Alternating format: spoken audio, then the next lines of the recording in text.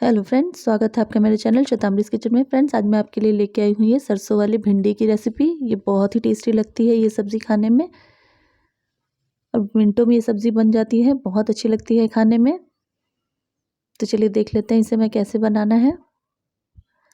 तो यहाँ पे मैंने आधा किलो भिंडी लिया है। इसे मैंने इस तरह से छोटा छोटा काट लिया है। तो इसे मैंने पहले धोकर अच्छे से सुखा लिया था, उसके बाद मैंने इसे काट लिया है।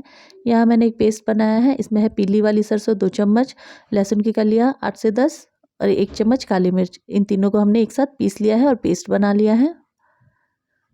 तब कढ़ाई में डाला है थोड़ा सा सरसों का तेल, और ये सब्ज़ी सरसों के तेल में ही बनाए। जैसे ही तेल गर्म हो गया है, इसमें हमने डाल दिया है भिंडी, और अब भिंडी को हम थोड़ा सा फ्राई कर लेंगे।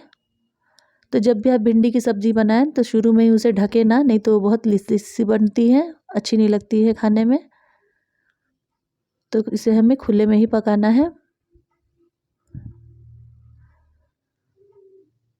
हमारे यहाँ सरसों वाली भिंडी बहुत पसंद की जाती है फ्रेंड्स, बहुत अच्छी लगती है खाने में। तो एक बार आप भी इसी तरह से ज़रूर ट्राई कीजिएगा, आपको बहुत पसंद आएगी। तो अब भिंडी को हमें निकाल लेना है।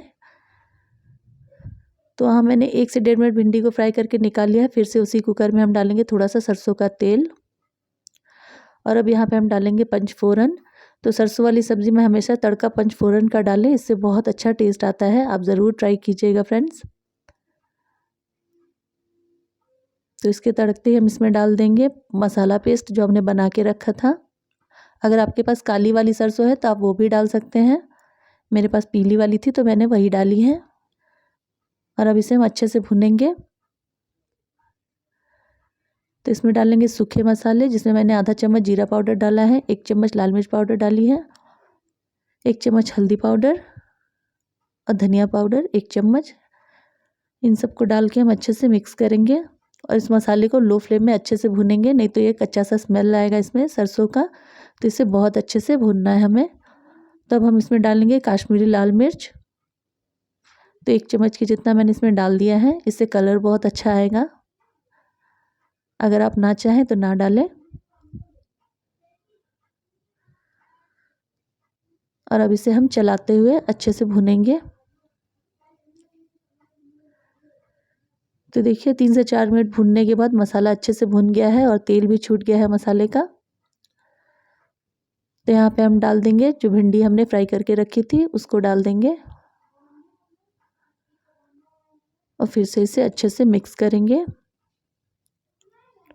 तो अगर आप टमाटर डालना चाहते हैं तो इस टाइम टमाटर भी डाल सकते हैं फ्रेंड्स। मेरे पास अभी टमाटर नहीं है, तो इसलिए मैंने टमाटर नहीं डाला है। तो यहाँ डालेंगे स्वाद अनुसार नमक,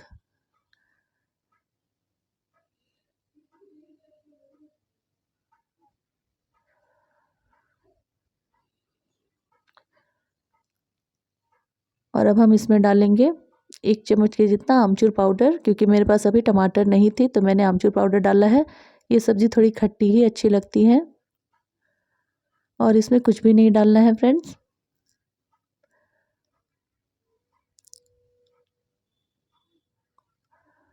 तो भिंडी बहुत अच्छे से भुन गई है। हम डाल देंगे इसमें पानी। तो मैंने 2 कटोरी के जितना पानी डाला है इसमें। तो भिंडी हमारी तुरंत सॉफ्ट हो जाएगी। उसके बाद आपको जितनी ग्रेवी रखनी है आप रख सकते हैं इसमें।